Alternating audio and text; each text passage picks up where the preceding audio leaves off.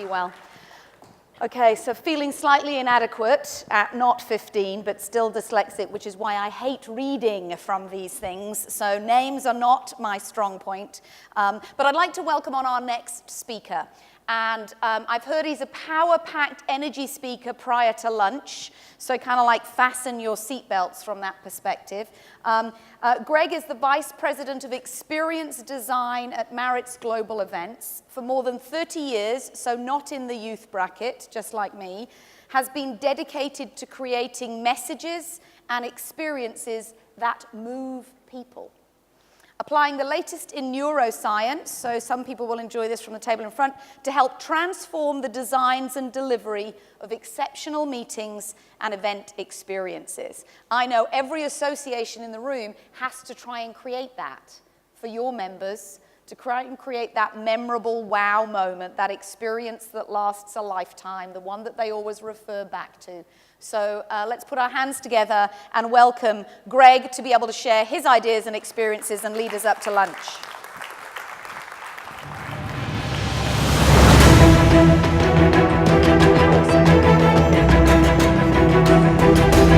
Thank you. It's great to see you. Great to be here. We're going to have some folks hand out some worksheets. I'm really excited about being here. It's my first trip. And I've had a wonderful time so far, so I'm really excited about this. I understand that I am the thing that's between you and lunch. I'm very aware of that, and I'm going to do my best to give you some tools, some nuggets of information that hopefully you can use and apply. I've been fascinated by the content that I've heard this morning: vision, purpose, passion. We're going to talk about those things and hopefully give you just a little bit of a framework that you can turn that stuff that we've been talking about into real action. I mean, that's really my goal. So I'm going to go ahead and get the thing going if we can. Whoa. So my job, I get to create engagement, basically, and create experiences. And what I really want to uncover and unpack a little bit is this idea that through purpose, passion, and a picture of the future, we can create incredible engagement with our members. And what I want to do is I just want to share some of those things with you. Pretty excited about this. Let me tell you a little bit about me first. Let's go there. We hope to avoid that boring sign over there, so we're going to work really hard at staying away from that. But this is me. City boy, grew up in the city, lived in the city, still live in the city, but I bought an 80-acre farm 10 years ago, and I know absolutely nothing about farming. I still know absolutely nothing about farming. But I did it because it was an experience. I understand city life. I didn't understand country life. But is that a hat or what? I'm passionate about trying new things and exploring new possibilities. And I'm not afraid of doing crazy stuff. 3, 2, 1, out of here. Oh, that's a great old dive. We're going to get in the water. Oh, not quite. I so wanted to get in the water. I really wanted to get in the water. So that's a little bit about me. I spend my days at work so I can do things like that. And my work life is really wrapped around helping clients redesign and engage their members and their guests. That's what I do. That's a great shot, isn't it? Look at me hanging there. That's like crazy. Okay. So when I thought about this idea, coming over here, being invited to come over here, I kind of went back to this idea that association, what is an association? Well, simply stated, it's a group of people organized for a joint purpose. We've been talking about a lot of things around the membership, the organization, the association. I want to concentrate on the people. I'm passionate about people. And there are things that we can do to elevate the engagement of people. And that's what we want to touch on really quickly here. So,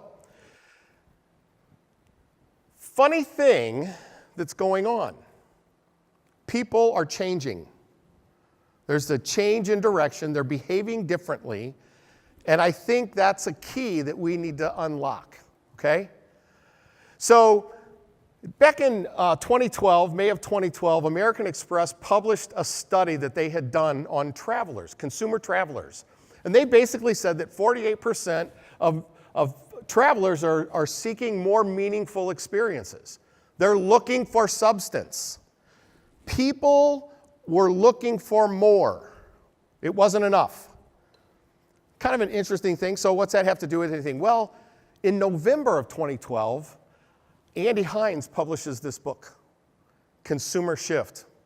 And he had done a bunch of research and basically discovered that people have changed in 5 key categories when it comes to their consuming behavior or their purchasing behavior. I think it goes much deeper than their purchasing behavior. He uncovered these 5 areas. We're going to go into them in just a little bit. But what was occurring, or what has been occurring, is humans have been moving up Maslow's pyramid. Okay? So we used to look through our lives through the lens of security. Everything was about security. My parents, I'm 59 years old, my parents are in their late 70s. They were very young when they had me. But they were all about security. Us boomers showed up and we began looking at life through the lens of success. What's happening now? Self-actualization has become the lens that people are looking through. That's really powerful, and that really connects with what we were talking about just a few minutes ago. That this idea that young people are looking to express themselves in new and richer ways. Collaboration is the words, and these are the words that are all about what's happening with the people. So Andy Hines goes into depth into these 5 categories, and he shares them like this. He says the first category that people have changed in is this idea of authenticity. People are looking for authentic experiences, authentic relationships, authentic business associations. They're looking for something that's real. Truth, honesty, and transparency. That's what people are looking for today. Authentic. His second category, connection. This may make me connected, but it doesn't give me a connection. There's something that we're looking for. We're looking for a richer connection. People desire to be connected to one another. Some beautiful work by Paul Lawrence and Nitin Noria out of the Harvard Business School. They present a theory on human behavior that all humans have 4 biological drives: the drive to bond, the drive to create, the drive to create and the acquire and defend. I'll say those over again. The drive to bond, the drive to create, the drive to acquire, and the drive to defend. I have the drive to offend. I'm really good at that, right? This concept of bonding. Why is networking the number one reason people want to get together in their events? We do surveys. What do they come back with? I want more time to network. Why? Because that's not doing it. Digital connection isn't making me connected to someone or connected to the things that are valuable and important to me. Andy Hines shares his third, anti-consumerism.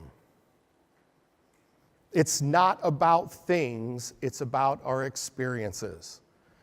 We aren't compiling things anymore. We're compiling experiences. And we all know this because of social media. What do we post on social media? Pictures of our things? No, pictures of our experiences. That's pretty powerful in itself. And we could go through a whole process just talking about that. His fourth one, self-expression. People are desiring to express what they feel, what they believe, what their purpose is. They want to understand purpose. They want to have more. more meaning, just like the Amex survey. And then his last one, enoughness. People are looking for simplicity. 5 really interesting value shifts. And I think that's a frame for us to start thinking differently about how we might engage our members. What do you think? What do you think of these 5? Make sense? Are you seeing it? Yeah. Which one stands out? Which one do you see as, oh my gosh, that's nailing it? Connection. You see connection as just, oh, we need connection. Others, what else? Self-expression. It's powerful when you start thinking that the data has told Andy Hines that these 5 areas are shifting. So if people are changing, what about associations? We all think, we all feel, we all realize there's a sense of change in the wind for us. When I start thinking about associations, and I help associations design their events and their experiences, I start to see it more like this. We're moving from information to engagement. We're moving from programs to people-focused. And for me, content to community or connection. With the pent-up desire for connection, I just don't see face-to-face meetings sliding into the sunset. And I think we have an opportunity to amp up those type of experiences for people.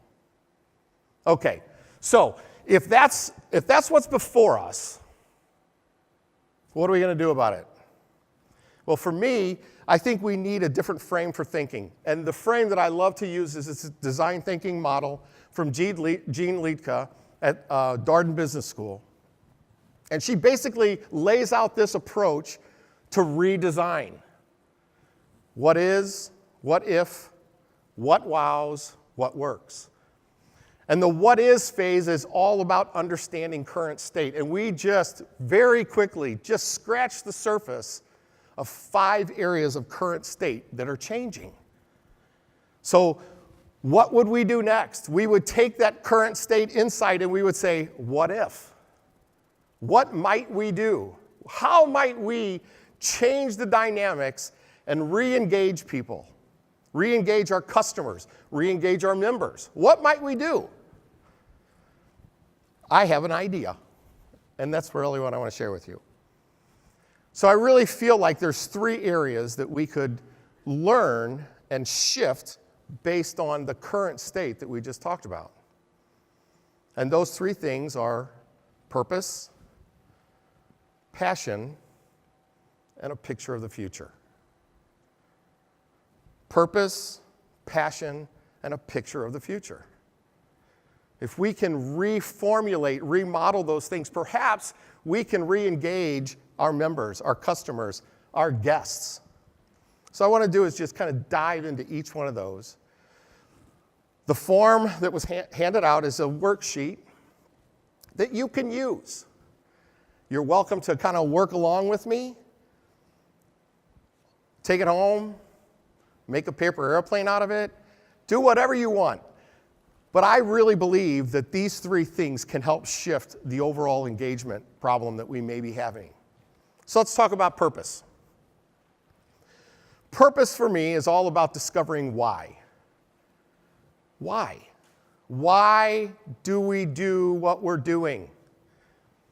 And I could go into an unbelievable dissertation, I think, on Simon Sinek's Golden Circle, why, how, what. We as organizations, we as businesses, we as whatever, really have the what nailed. But we're missing the why. And people are looking for meaning. How might we discover what why is? Why are we doing this? I'll share with you the document. We call it a framework, strategic framework, and we use it to guide some of our thinking, some of our brainstorming, and perhaps it will be helpful to you. So if you're an association, I have a member over there in the far right-hand side. If you're a business, make it customer. I'll explain those elements later. But what I always love to do is start with the brand. Who are you?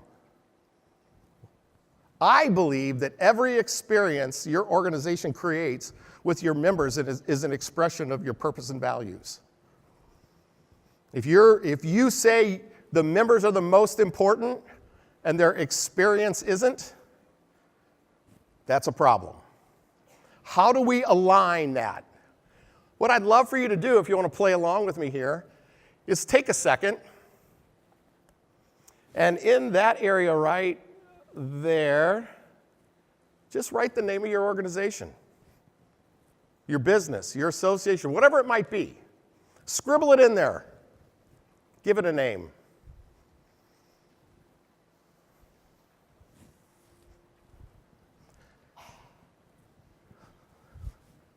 So I'm going to share with you some work I did with one of my clients, and we'll see if it makes sense.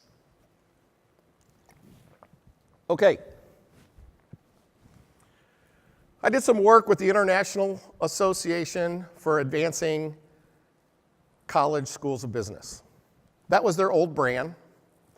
They went through a fairly significant brand refresh. That's their new logo. Along with it, they re-envisioned their purpose, their vision, their mission, all of those things that support a brand. They kind of freshened them all up. Okay? And they stated their mission this way. AACSB International is to foster engagement, accelerate innovation, and amplify impact in business education. Awesome. Okay? You guys probably have similar statements. You might want to scribble down a couple thoughts around your brand, who you are, your organization, your values, your purpose, whatever it might be. Scribble them in there. They stated their vision to transform business education for global prosperity. Okay, you know, we've read these kind of things before, haven't we? These are all words that we're very familiar with. Missions, visions, purpose, values, all that stuff, we get it. We don't know what it means, but we get it. We use it all the time. We still don't know what it means, but we get it. So my challenge was, how do we begin to take that and begin to turn it into something that stimulates some sort of purpose, passion, and ultimately a picture of the future? So for me, I go to my organizing principle. For me, an organizing principle is a short phrase that captures the essence of your organization. What are you really about doing? And it can be kind of fun, and it can be kind of metaphorical if you want, and it can be short, and it should be very short, but distill the essence of your organization down to a couple key words that really, really matter. Right? So what they did is they began that process. And generally when I work with our clients, it's in a facilitated session and we're brainstorming and kicking things around and I'm asking stupid questions and we're trying to get to the essence of what they're really talking about. And we really got this idea from some science that says your brain loves simplicity. It's very, very difficult to remember a mission statement. Can anybody recite their mission statement from their website? It's hard. So that's really valuable stuff, isn't it? Lots of words. I can't remember a word it says, but oh my God, we got to have one. We have to have one of these. So this idea of simplicity is really about distilling it down to a couple key words. And it kind of goes like this. Francis Ford Coppola, a great storyteller, said, every movie that I ever had, I had one word that described the essence of the movie. He said, I would find the theme of the movie. And I would make sure that I did not violate that theme. I would make sure that everything I put into that movie aligned with that key concept. There's an even more simpler approach to it, and it's from the movie City Slickers. Well, it should have ran. It didn't. But you know the line? He's riding on the horse. What's the meaning of life? He holds up, does this. What? Your finger? No, one thing. It's one thing. Well, what's the one thing? That's what you have to figure out. And what I want to challenge you to do for just a couple minutes is to think about your organization. Think about who you are, what you do. Think about your company and begin to distill it down to just a simple little phrase. Let me show you what my friends at AACSB did. They really got captivated by this idea of transformation. That's a big idea, right? So we got to talking about transformation, and how do you enact transformation? Something must occur first. What precedes transformation? Any thoughts? What might be the predecessor, the thing in front of transformation? What is it? Could be analysis. They ended with an aha moment. A moment of discovery preceded transformation. So their organizing principle became creating aha moments. That's kind of a neat idea for an organization, to be committed to creating aha moments. Of course, it's relevant to education. It's kind of a powerful idea, right? No? What do you think? Yeah, right? So my challenge is distill what you're doing down to a phrase. And I love some of the work. A guy by the name of Mark Bonchek has done some awesome work in this area of shared value statements. And he always says, test it on a t-shirt. Would you wear that organizing principle on a t-shirt? I'd wear that. People would wonder what I'm up to. That's a neat idea. I mean, would you put a mission statement about 5 lines? You would never do that. You would never wear that on a t-shirt, but you could certainly put that on a t-shirt and people kind of get it. I think that's a really cool way of just doing a quick test to see if what you're thinking is relevant, is sticking. Take a couple minutes and scribble a couple notes. What would your organizing principle be for your organization? What might that be?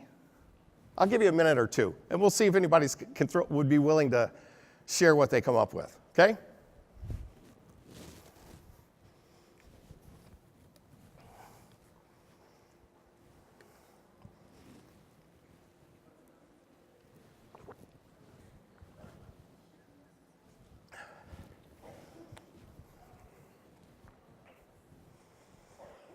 What would you wear on your t-shirt?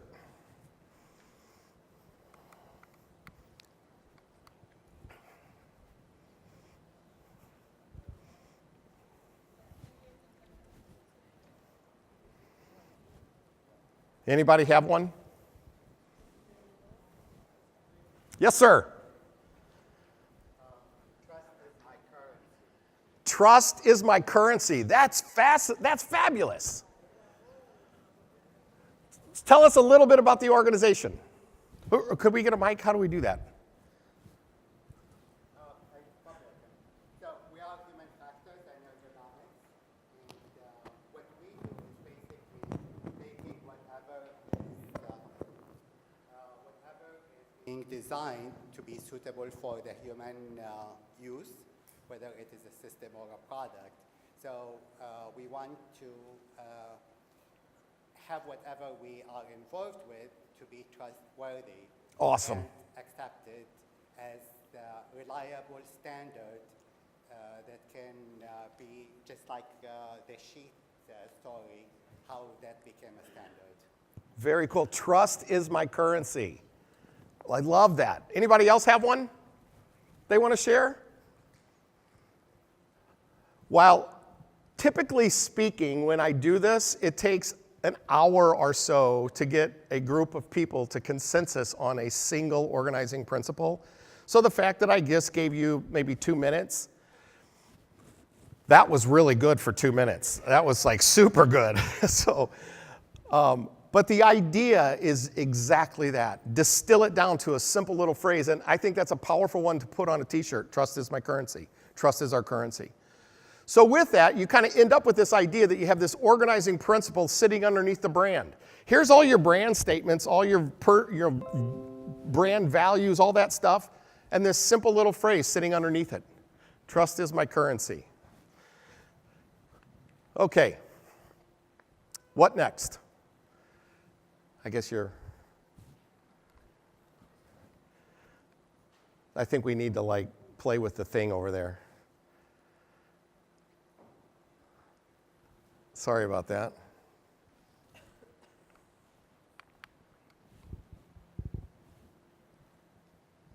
We ready? There it is. It's coming. Okay, I think we have jumped forward. Okay, let's talk a little bit about passion. Was there passion on the stage just before me? That was passion in a bottle, man, just ready to explode. I was back there watching thinking, oh my gosh, that is so cool. The neatest thing about passion is that it's contagious. Scientifically, they have been studying this, and they call it emotional contagion. And emotions are contagious just like a common cold. And positive emotions are contagious just as negative emotions are contagious. And if I took a second and I would just stare at you and start smiling, you have to smile.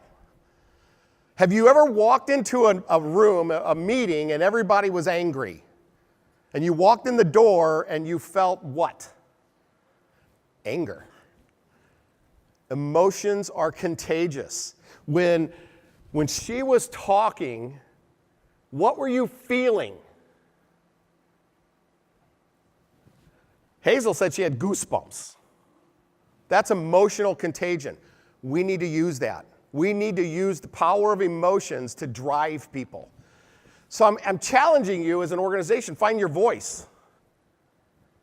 As a person, as a professional, find your voice.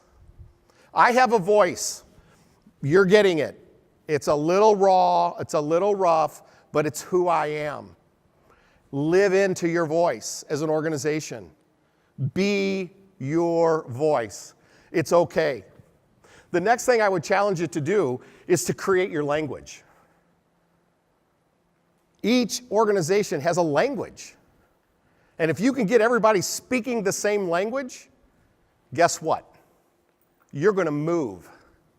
So how do you create a language? I'll give you a couple little tips that we use. Back to the framework. So what we like to do is we like to challenge organizations to think about their business outcomes. What are you really trying to accomplish? What might you be trying to do? I'll share with you just some simple ones that I bump into all the time.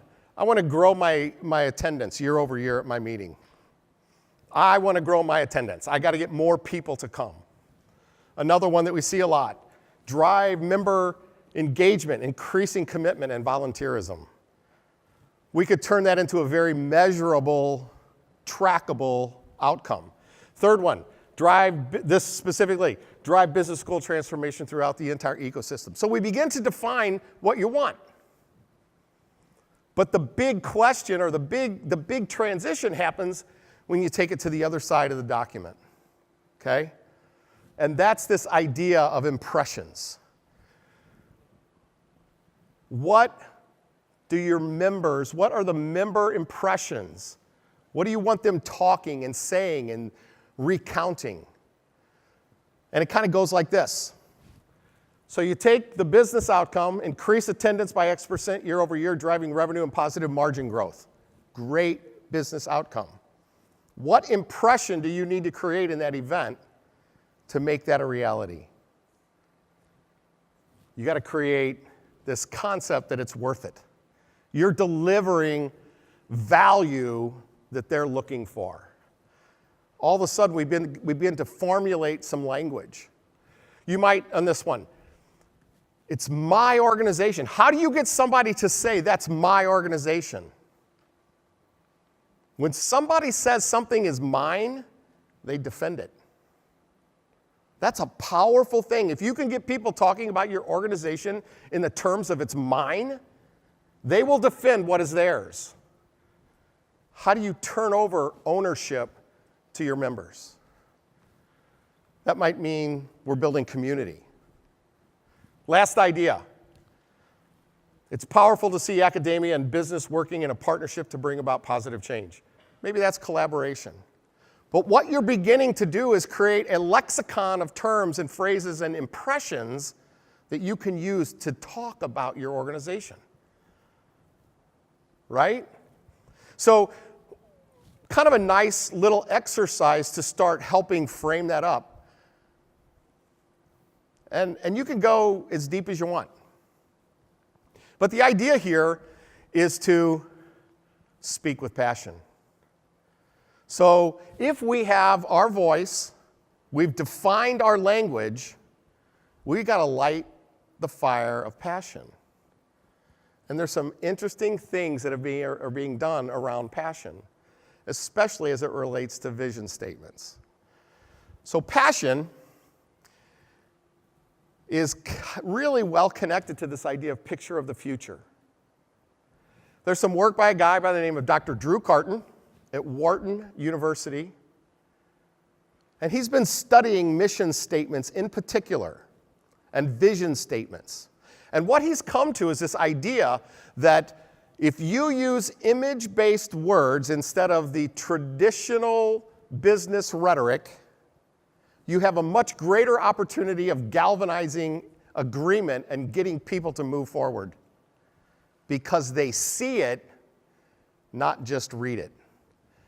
I was on the phone with him a couple weeks ago, and I love this simple little statement. He said, hey, words are free. We have to use them well for them to serve us well. So here's what he does. He was conducting a study on how you might be able to convert a traditional vision statement into an image-based mission, right? He's done a lot of work. He looked into NASA. He's looked into a variety of other keen, strong, image-based mission statements, and they move people forward. So he says this. What does it look like? It describes people with well-defined attributes. It identifies observable actions, and it includes sensory information. We don't write business missions like that. We should. Here's a really good example. He says, a toy company. Our toys will be enjoyed by all of our customers. Probably right off of a website. How would we recraft that in an image-based statement? Our toys will make wide-eyed kids laugh and proud parents smile. All of a sudden, we have a picture. We have a picture of what we're trying to accomplish. And that's what you need. You need a picture of the future. What is your organization or your company or whatever, what are you trying to do in the future? Interestingly, this is the exercise that won out in his study. The whole idea of a time machine. I was intrigued by the conversation 25 years forward, 10 years forward. That's what Dr. Carton says you need to do. Transport yourself 10 years forward to the place or time where your vision is being lived out and write down what you see. Okay? What might that look like? I'll show you. For my friends at AACSB, it might look something like this.